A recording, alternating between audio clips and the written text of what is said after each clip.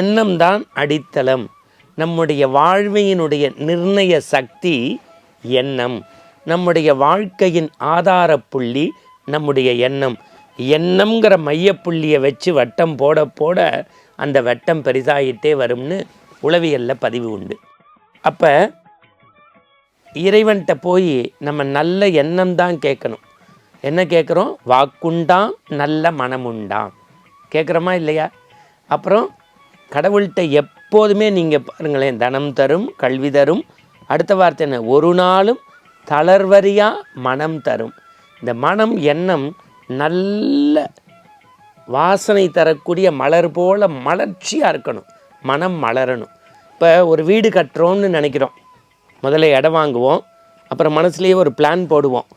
அதை திட்டமிட்டு அதே இடத்துல செய்கிறதுனால ஒரு வீடு கட்டி முடிக்கிறோம். அப்போ ஒரு காரியத்தை நம்ம செஞ்சு முடிக்கணும், இறைவனை அடையணும், அவனுடைய திருப்பாதத்தை சிக்கனை பெற்றணும், காதலாகி கசிந்து கண்ணீர் மல்கின்னா அதை அப்படியே பிடிச்சிக்கணுமா.